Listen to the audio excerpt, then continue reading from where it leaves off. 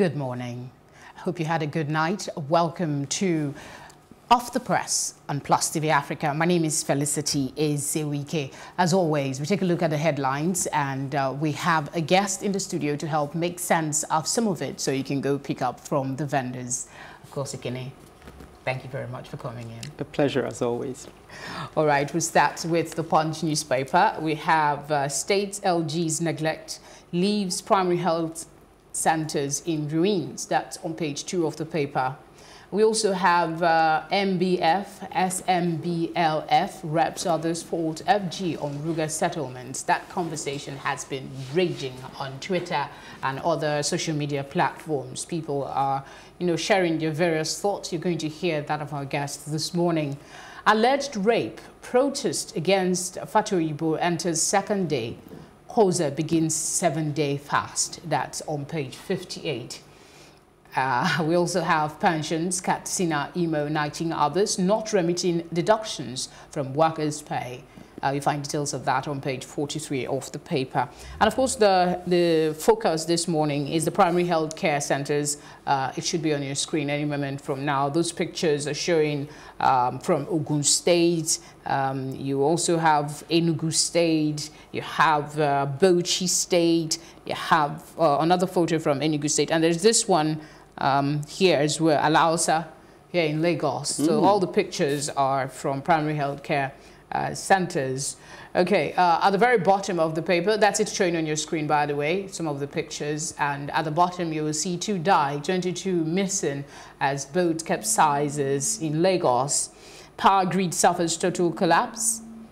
How Unizik awarded embattled lecturer Ekemezie PhD in 1 year. You find details on page 59. 12 feared killed in Benue. Youths protest Katsina killings. Men celebrate Indian Hemp Day. Attack mosque in Osun. Atiku files 2.5 billion naira libel suit against Buhari's aide on Noche. All right, let's see what's on the back page of the Punch newspaper. We have Can CBN Save the Naira and Nigerians. That's economic renaissance by Henry Boyo this morning. Ekene, I want to just come to you.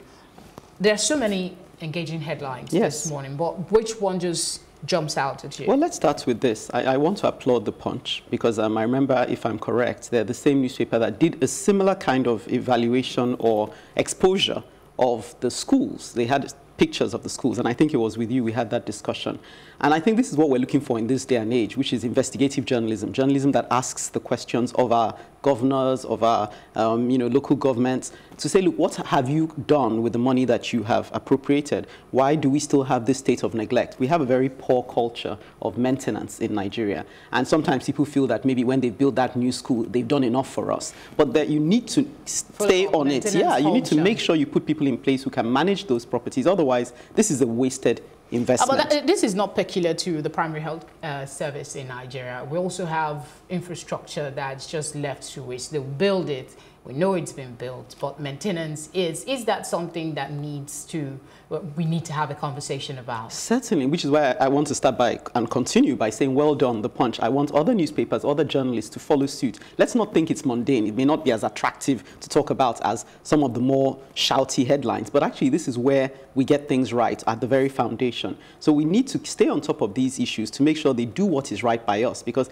the chickens will come home to roost. If you keep having healthcare services, healthcare infrastructure that's collapsing, the day will come when you really need that help and you'll die because there's nothing there available for you and you can't afford to fly abroad like our politicians. All right, we can't escape the elephant in the room, the alleged rape and the protest.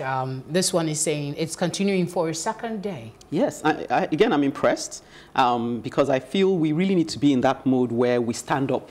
Even if we don't know everything yet, but we have that sense of joint ownership. I mean, ironically, the church is called Commonwealth of Zion.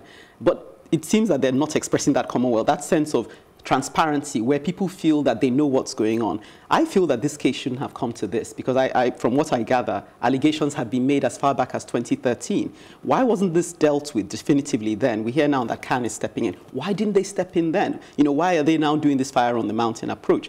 It's a shame, really, that the church has waited for it to get to this point and left someone who had such strong allegations made against him to continue to stand at the pulpit and be the face of such a massive... And, you know, in a way, I'm slightly embarrassed that people are so quick to either defend such a thing because the allegations are strong allegations and you tend to think, well, hold your horses, let him speak for himself. But the situation with rape, as we know, it's a peculiar, the transient nature of it, the evidence that is required, is it enough to get, if they get it to court, will it be enough to go for a conviction or you have the case dismissed? Well, I like the way you're coming at it. I think, yes, you're right. We should consider, does it have the weight to drive it home?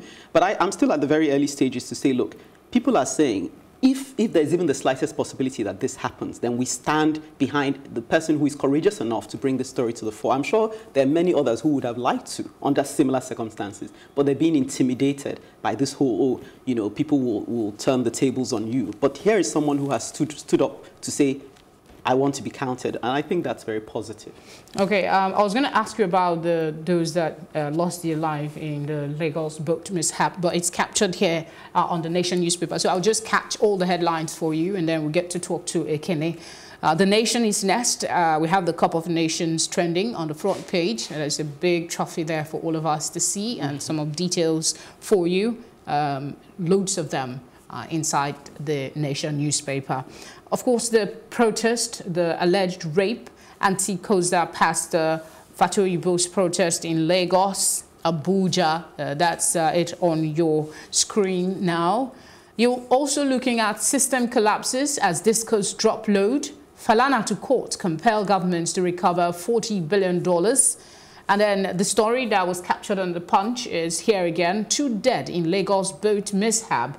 The Punch actually said 22 missing in the boat mishap. We also have something on ECHO. Is ECHO a single currency? That's something, again, for you. Editors Guild lose deputy president.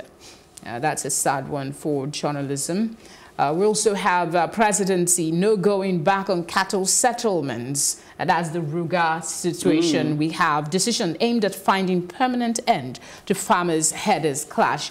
On the back page, as usual, we have the comment and debates, hardball and thoughts on, you know, just basically what's on the back page for you of the Nation newspaper. Now, this presidency, you know, going back on settlements, there is this conversation about taking something that belonged to the common wealth, that's the Commonwealth, to a particular set of people. Isn't that a negation of, you know, when you say the country belongs to everyone, if you have particular settlement for people? Yes, I mean, this story is, I just have this concern that it's not going to be handled as delicately as it deserves. Yes, what you're saying is right. People are rightly concerned because it's not, the Fulani herdsmen don't come without their controversies. Even recently in Ogun State, they hacked an elderly man. I think he was in his late 70s, 76. They called him a leader because his wife refused to sell cigarettes to one of the herdsmen. So the police are after them. So, you know, you do have those stories of violence which make people rightly concerned to have these people as permanent neighbors. I feel that there are many ways this could have been done. And I asked the question, why didn't we have an extensive consultation before it looks like, I know I'm not trying to say there's fire on the mountain because as far as I'm aware, they're only commencing this in 11 states who have signed up. It's not being imposed on the rest of the country. And most of the states listed under that 11 are in the northern part of the country. So you'd almost say like charity begins at home. Since you're the ones who predominantly practice cattle rearing, let's see how it works amongst your people first. But they claim, the president's argument is that, oh, it's to benefit not just the cattle rearers, but anybody who gets involved in animal husbandry. But we know that largely a certain group of people tend to be predominantly the ones that indulge in that. Why can't they, for example, and it's not rocket science to me, offer the option for these people to rent the land because they are making gain from it. It's not a charity. So why should these people be given land? This is the question that comes to mind, because most people would feel it was much more equitable if some sort of contractual agreements were entered into where you say, look, you're renting this portion of land, and if I see any misabuse of this contract, out you go. And then you have strict guidelines and enforcement, because these are people who've shown that they can be lawless, and you really need to make sure that the right things are in place, or you think you're solving the problem so-called permanently, but like the Apapa gridlock situation, it will backfire on you because you haven't done due diligence. And so we can't jump the gun. We're not trying to do a quick fix here. Boat mishap in Lagos, it seems to be reoccurring. Is it a lack of adequate safety measures? What is it in 2019? I dare say you're right. I mean, unfortunately, when I saw this story, I haven't looked into it in detail, but yes, it would have to be, because you'd say this doesn't happen in other countries the way it happens with us. How difficult is it to make sure everybody has a life jacket, for example? Because even if the boat did capsize, that life jacket would ensure you stayed afloat long enough for another boat to come and rescue you. So why are 22 people missing?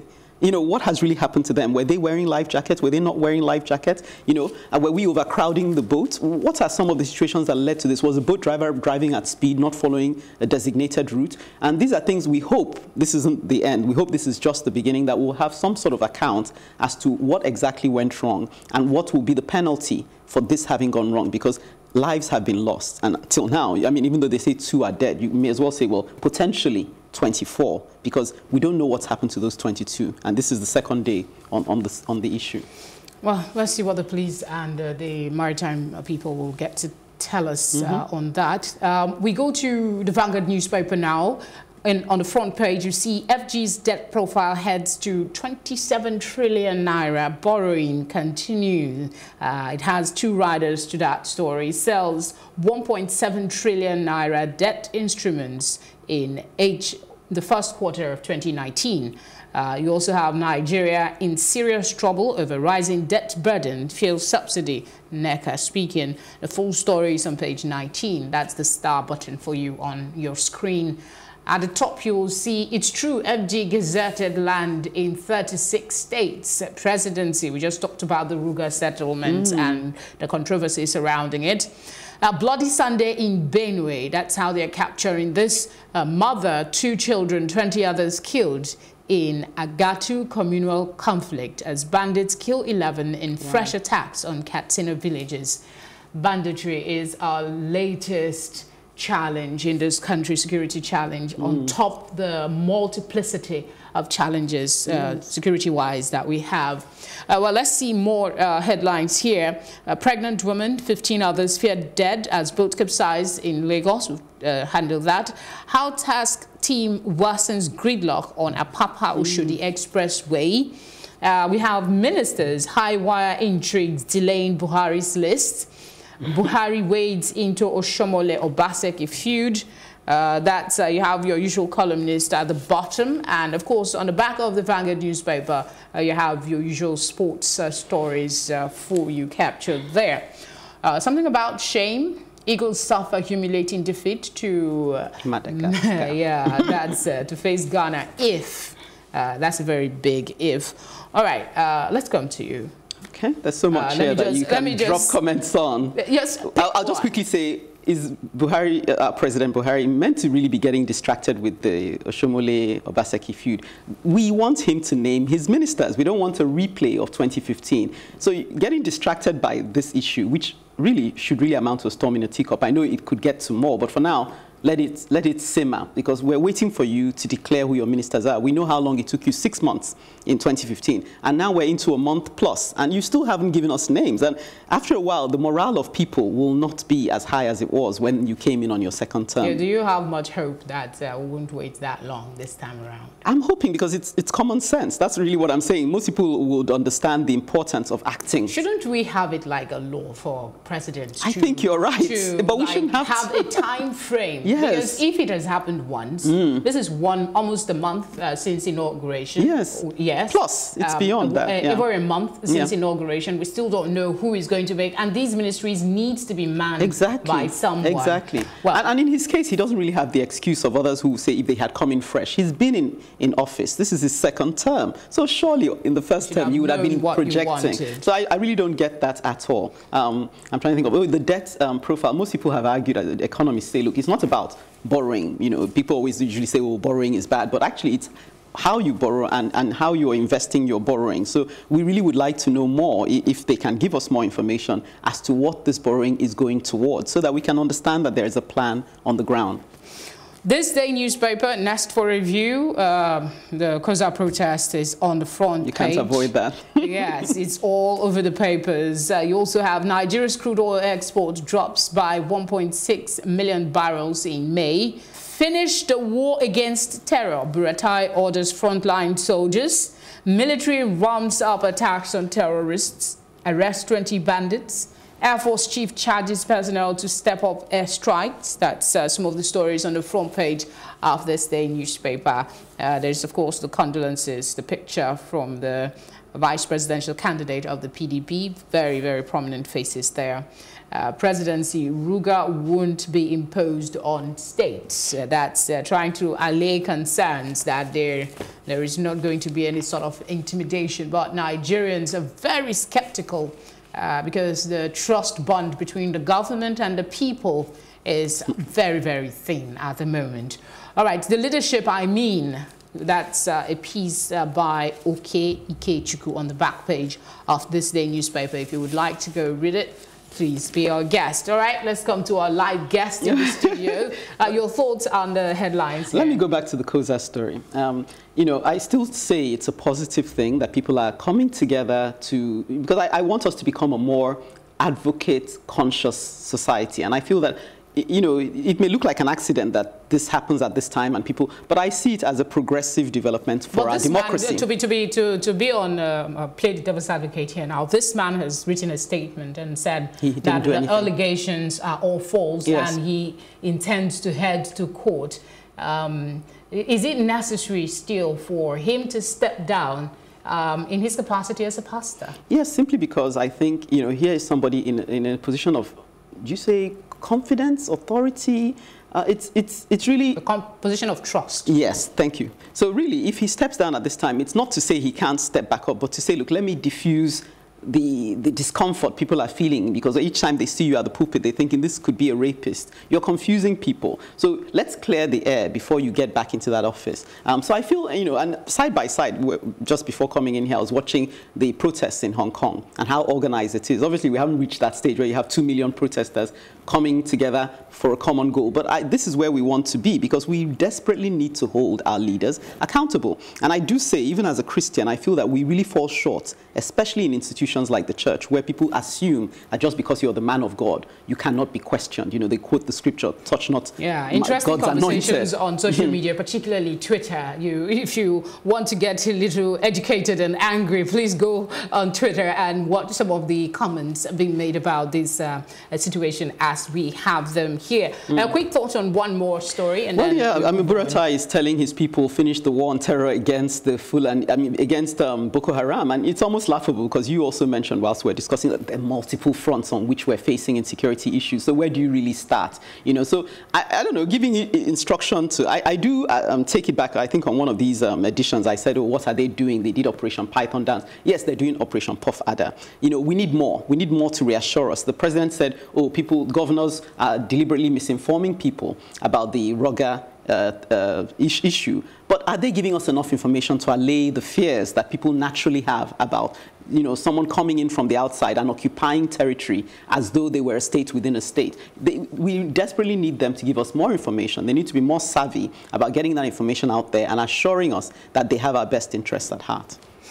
Let's go back quickly to this Ruga fiasco and the assurances that is being given. If it is supposed to be a solution and other states do it and it is successful, don't you think it will put a sense of obligation on other states to replicate that action? So far, we don't know how that is going to play out. But if that happened, do you see other states buying into Well, that would be the natural, organic way for such a process to evolve. People want to see, it's almost like saying seeing is believing from one perspective. They want to see it work out, So, yes, normally I would even have started with less than 11 because you don't really want a situation where you're trying to manage 11 states if suddenly things don't go the way you plan. Maybe 3 states, where you've had extensive consultations with them. For example, in Benue State, they're protesting within Benue State to say, look, we don't want you here, but these are, but where you're being imposed on us. So did you just consult with the governors or those who have some personal interest? Yeah. Or did the governors themselves see themselves as representatives of the people? There's also the argument, not to interrupt you, that this did not go through our National Assembly.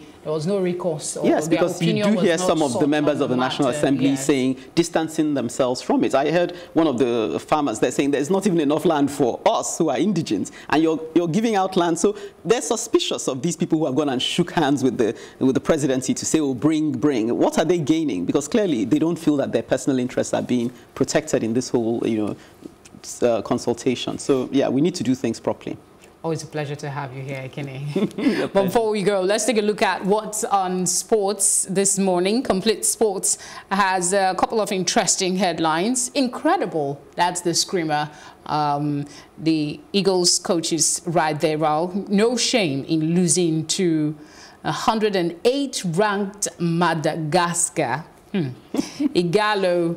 Madagascar loss is a wake-up call. That's another reaction to the same story. We also have Arsenal close to Tierney agreement.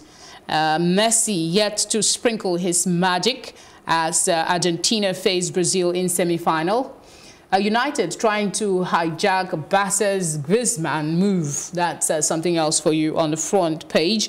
Yobo, Eagles didn't show enough hunger still in reaction to the loss. Yes. Nobody likes to lose. No, I mean, I'm not a football specialist, but even having spoken to our football consultant downstairs, he was of the opinion that this shouldn't have happened. And, they did state 130 something. It's a game. No, but still, but you should be able to predict, depending on the person's behavior. I'm not sure. The question for me is, without looking too deeply into it, is it that we're afraid of the big stage? Because people had reasons why they expected us to have won this particular match. So the fact that we couldn't perform... expectation and reality. So what is it that's separating the two? Is it the big stage, frightening us? Well, more luck to the Super Eagles. They still have a chance to prove themselves, I think. Right? Okay, well, we'll keep watching the space. They do have a chance to prove themselves. Thank you again, Ekene, for coming on the program. My pleasure, as always.